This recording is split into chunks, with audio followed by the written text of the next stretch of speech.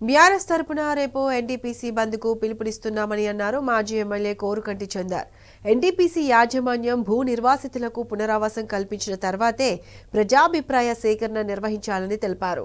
భూ నిర్వాసిత గ్రామాల్లో కనీస మౌలిక సదుపాయాలు కల్పించడం లేదని తెలిపారు. ఎన్టీపీసీ యాజమాన్యము 1978లో ఈ యొక్క ప్లాంట్ ప్రారంభం చేస్తున్నటువంటి క్రమంలో 10,000 ఎకరాలను ఈ ప్రాంతంలో భూ సేకరణ చేశారు. ఈ ప్రాంతంలో ఉన్నటువంటి 3,700 కుటుంబాలకు సంబంధించినటువంటి వాళ్ళందరూ కూడా ఇలా రోడ్డు మీద పడ్డారు. భారతదేశానికే వెలుగులను ఇస్తున్నటువంటి ఈ యొక్క ఎన్టీపీసీ ఇలా ఈ ప్రాంతంలో భూ నిర్వాసిత కుటుంబాలన్నీ కూడా చీకటిమయం చేసినాయి. వాళ్ళ జీవితాలన్నీ కూడా చీకటిమయం అయిపోయినాయి. వాళ్ళకు ఉద్యోగాలు ఇవ్వరు. వాళ్ళ ఉన్నటువంటి రిహాబిటేషన్ గ్రామాలలో కనీస మౌలిక వసతులు కల్పించే విధంగా చేయరు. ఆ మహిళలకు ఉపాధి ఉద్యోగ అవకాశం కల్పించేటువంటి విధంగా వాళ్ళకు ట్రైనింగ్స్ ఇవ్వరు.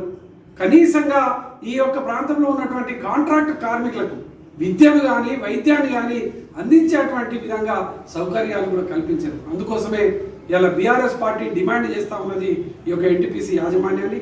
రేపు 28వ తారీఖు పబ్లిక్ హియరింగ్కు ముందే ఈ ప్రాంతంలో ఉన్నటువంటి 4,000 మంది కాంట్రాక్టు కార్మికుల పిల్లలకు ఉచిత విద్యను అందించడం కోసం సూపర్ ప్రైమరీ ఈ ప్రాంతంలో ఒక మోడల్ స్కూల్ను ఏర్పాటు చేయాలని కూడా మేము డిమాండ్ చేస్తున్నాం. అదేవిధంగా వైద్యం విషయంలో కూడా ఇబ్బంది పడతా ఉన్నారు కాంట్రాక్ట్ కార్మికులు కానీ భూ నిర్వాసిత గ్రామాలు కానీ. వారికి సూపర్ స్పెషాలిటీ దవాఖానాను ఏర్పాటు చేయాలని కూడా మేము ఈ సందర్భంగా డిమాండ్ చేస్తూ ఉన్నాం.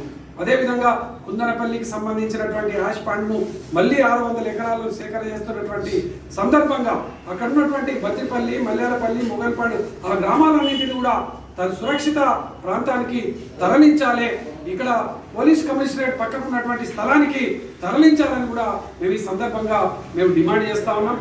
అదేవిధంగా ఈ ప్రాంతంలో ఉన్నటువంటి ఈ యొక్క భూ నిర్వాసితులకు అదేవిధంగా ఈ యొక్క రిహాబిటేషన్ గ్రామాలకు సంబంధించినటువంటి ఉన్నటువంటి యువకులకు మొదటి ఈ యొక్క ప్రాజెక్టులో ఉద్యోగ ప్రాధాన్యత కల్పించాలని కూడా మేము ఈ సందర్భంగా డిమాండ్ చేస్తూ 28వ తారీఖు నాడు ఎన్టీపీసీ బంద్ పిలుపును బీఆర్ఎస్ పార్టీ ఇవ్వడం జరుగుతూ ఉంది.